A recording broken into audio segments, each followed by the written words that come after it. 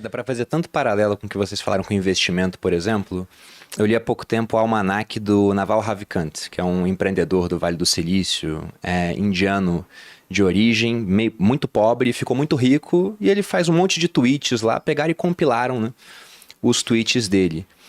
E teve um que me chamou muita atenção. Ele falava que quase tudo na vida de bom vem de juros compostos. Relacionamento, por exemplo, não é em um encontro que vai ser bom. Pode ser legal, mas se for só um, não vai ser tão legal quanto for vários, com o relacionamento ficando mais profundo. Academia, você vai um dia, malha, e no final do dia você tá igual. Tá gordo ou magro igual, só que é um gordo ou magro dolorido ainda. Inflamado. Investimento também, você faz em um dia, não muda nada. Mas se você faz essa atividade corriqueira, mesmo que o ambiente seja nada corriqueiro, dia após dia, você vai ver uma grande recompensa lá na frente. Tem um economista, o Paul Samuelson, que ele falava que investir deveria ser tão legal quanto assistir a tinta secar ou a grama crescer. E é extremamente monótona a atividade, mas depois de um longo prazo você vai ver resultados. E é só isso mesmo, é só ter a rotina e fazer as coisas constantemente. E tudo que a gente está falando aqui, eu tenho certeza que o pessoal está ouvindo, nossa, mas é óbvio. E por que vocês acham que mesmo sendo óbvio, o óbvio ululante, como você falou, e mesmo tendo tanta informação hoje em dia, por que se perguntar para uma pessoa que acompanha a informação na internet, ela sabe, tá, para ter uma vida mais saudável é dormir cedo, é me alimentar melhor, evitar junk food, né, comida extremamente industrializada, é treinar, é tomar um pouco de sol, porque mesmo sabendo de tudo, o pessoal não faz? Porque a Malu tocou num ponto crucial para aquilo que a gente está trabalhando, né? E uma das coisas que eu e o Wesley a gente estava conversando hoje, não confunda com desejo com novidade. O cérebro humano ele tem uma necessidade de novidade, a novidade encanta. E quando você fala, por exemplo, de rotina, você confunde rotina com algo maçante. Bom, aquilo que você estava falando, que era a questão da novidade, para nós é importante entender que a alta performance, ela nunca é um exagero, Malu. A alta performance é um equilíbrio. Você nunca passa do ponto. Quer ver? Vamos usar uma coisa bem sensível, né? E que eu acho que é mais fácil das pessoas imaginarem. Pelo menos aquelas que têm uma vida sexual saudável, né?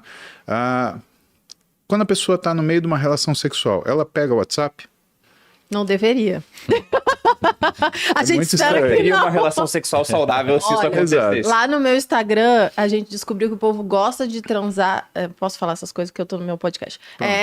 Gosta de transar durante o jogo da seleção. Fala, gente, e não dá sorte, tá? Quando transa no meio não dá sorte. A bola que entra errada. E o povo fica olhando o jogo enquanto não faz sentido.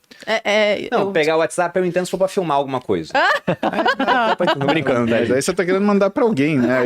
Aí, cara, já é... Não, OnlyFans, é outras épocas. Jesus amado. Sim, bom, voltando, desculpa. Mas, não, imagina. A gente precisa raciocinar porque muita gente deve fazer isso, né? Você sabe que outro dia no banho... Ou seja, né, performance ruim. Um cara mandou uma mensagem, eu e minha namorada, a gente tá aqui enquanto você tá no banho. Eu falei, não, filha, desliga. Desliga. E me manda a sua fotinha pra eu saber, porque se você encontrar na rua é capaz, eu sou seu fã, aí junta que nem cachorrinho. Que diabo é isso, né? Eu já vou saber quem é, né? Mas quando a gente fala de performance, a gente fala de equilíbrio, ele é muito parecido com a relação sexual, porque para você ter a finalização da relação sexual, você ter o orgasmo, você precisa ter... lá. Você tem que estar, exato, atenção plena. Você tem que estar ali e naquele momento. E principalmente para ser uma coisa satisfatória para os dois, isso é uma leitura de comportamento onde existe uma intimidade que permite o que é o reconhecimento de um e de outro durante essa relação, que exista uma troca onde as pessoas consigam desenvolver sincronicidade. Sim.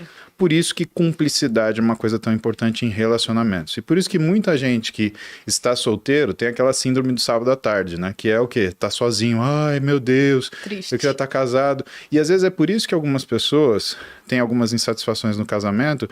Por quê? Porque elas têm a rotina, mas a sincronicidade ela se perdeu.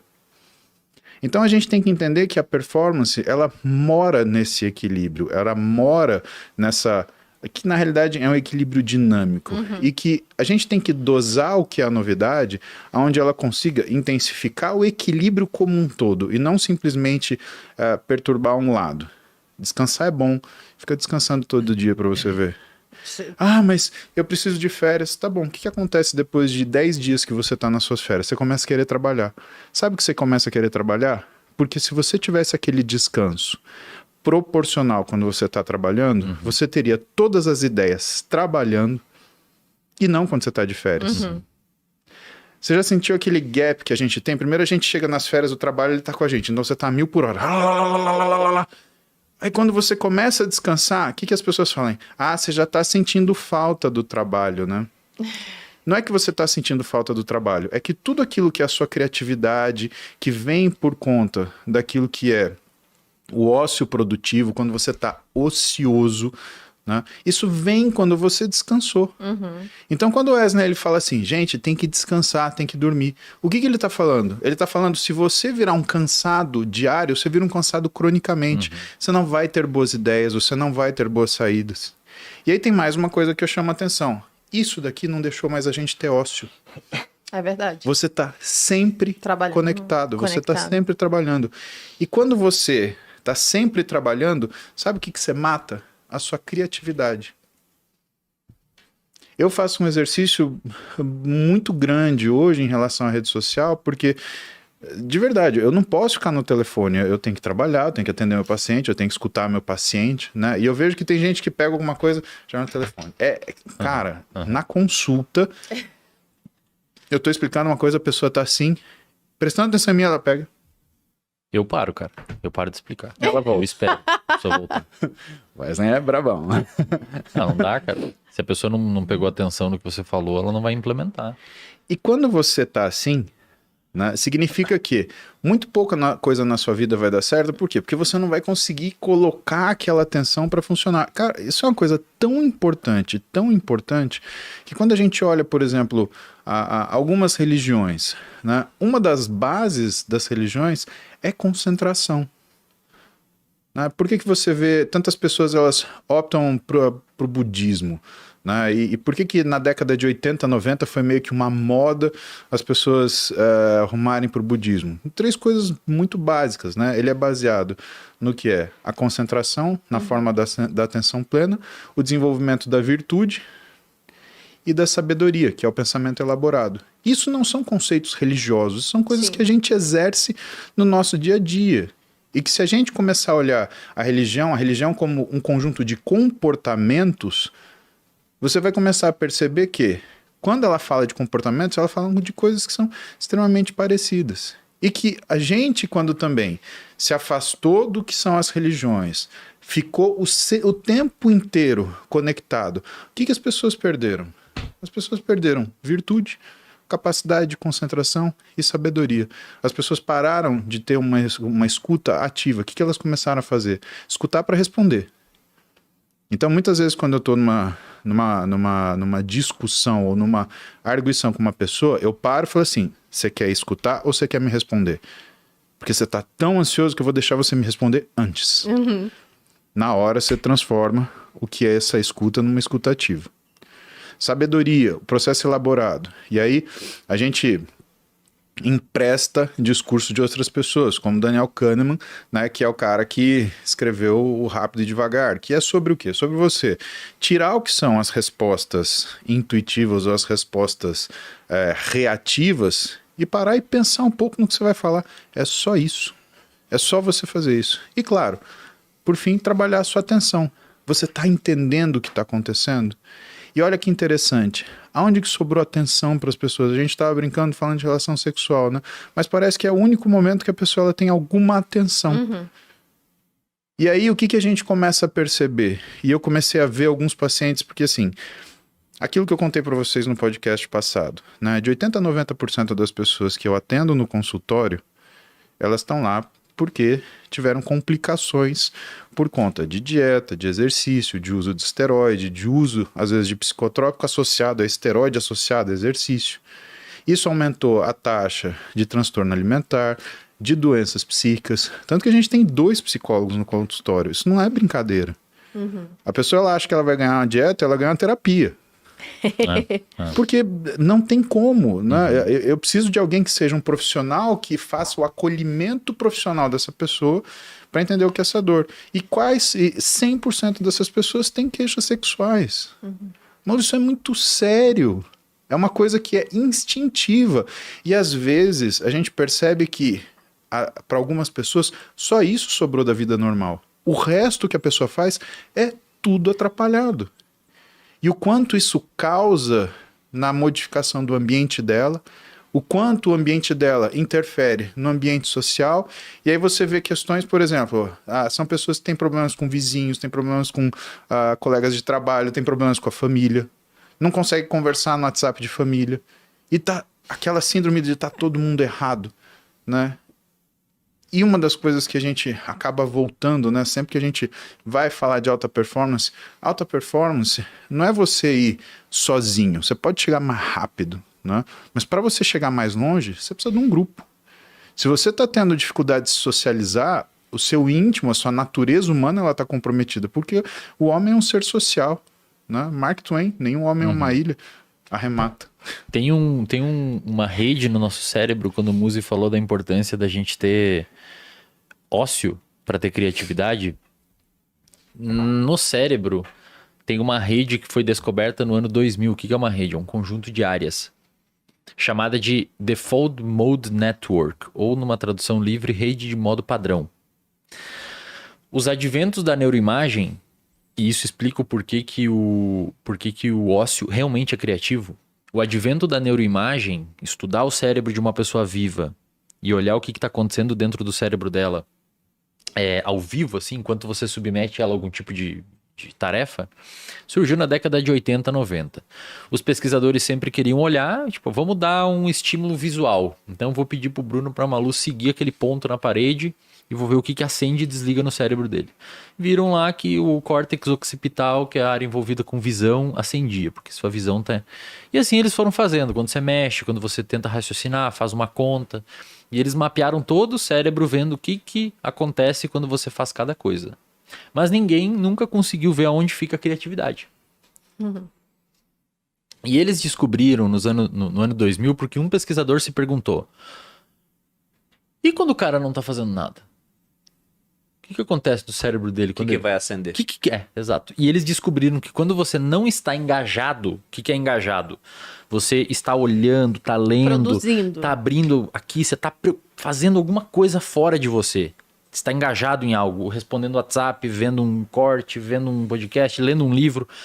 Quando você não está, eles chamam de... É uma viagem, você tá, tipo, viajando assim, cara. Você não tá pensando em nada, seu cérebro tá voando. Primeiro, a gente passa muito tempo no dia fazendo isso. Às vezes a gente passa rolando feed, mas você não tá engajado. Embora você esteja ali fazendo aquele comportamento, você não tá engajado nele.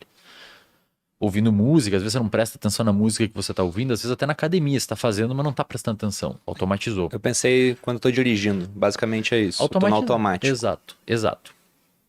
Eles descobriram que quando você está assim, o seu cérebro liga toda uma outra região, que são essa rede de modo padrão. Foi um artigo publicado na PNAS, tem 13, 14 mil citações, para quem não sabe... É como se fosse um corte que viralizou esse artigo. Tem muito lido, muito citado. Viralizou no mundo da ciência, assim. Porque os caras mostraram que quando você está viajando, você liga essa rede. E recentemente mostraram que essa rede, ela tem um papel causal na criatividade. Porque na medida em que você se desconecta de fatores que estão externos, você permite com que o cérebro faça associações que são um pouquinho mais improváveis, podendo ter um insight de criatividade. É por essa razão que às vezes as pessoas são muito criativas um pouco antes de dormir.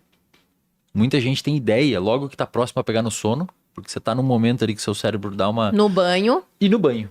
E no banheiro. Exatamente. O banho é maravilhoso. Eu tinha um paciente, cara... Só enquanto o pessoal não entra com o celular no banho. Exato. Daqui a pouco isso vai... Cara, eu tinha um paciente, um tempo atrás, que ele era investidor de startups e etc. Ele mora nos Estados Unidos. Ele fez um banheiro com um box de vidro anti-embaçamento. E tem um monte de canetão. Cara, ele escrevia tudo durante o banho, porque foi ali que ele teve as ideias que deram mais dinheiro pra ele. Muito louco, né? Interessante. Por causa dessa rede. E olha que interessante. Então, Vou por isso, reformar o meu já. por isso que o Muzi fala, o ócio ele é criativo, é importante você dar essa desafogada no cérebro. Pacientes com depressão, por exemplo, que tem uma ruminação de pensamentos, aqueles pensamentos que vêm e vêm e ele fica sempre dentro dele, já se sabe que tem uma atividade aumentada dessa rede. E se você pegar, cara, e analisar de forma lógica, um paciente com um transtorno depressivo, por vezes, e aí os psicoterapeutas que estão me assistindo vão entender o que eu quero dizer, eles são criativos, cara. Mas são criativos para um lado ruim. Eles são criativos em imaginar cenários ruins. Eles são criativos. Você pensa, mas como é que você chegou nessa associação? Altamente improvável, cara. De que vai acontecer isso na sua vida. Não existe probabilidade alguma e zero indicativo que esse cenário vai concretizar.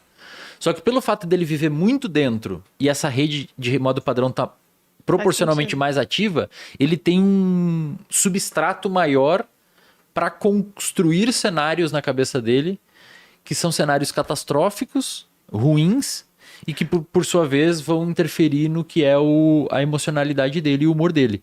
E tem um tratamento chamado de Behavior Activation, ou ativação comportamental, padrão ouro para tratar a depressão, que consiste basicamente no quê? Você tirar o paciente de dentro da cabeça dele e colocar ele fazer coisas. Então lava a louça, abre a janela, passeia com o gato, Lava passeia a com o louça cachorro. também é ócio criativo. Porque Não dá. Não, mas o paciente, a ideia é você tirar ele Mas de eu entendi. dentro. Pra ele parar de ficar raciocinando negativamente. Exato. Ele tem que engajar em alguma coisa, ele tem que se preocupar em não quebrar essa xícara, ele tem que Arrumar se um preocupar cubo mágico, sei ele lá. tem que fazer alguma coisa. E já se demonstrou que quando você aplica isso no paciente, a rede desliga.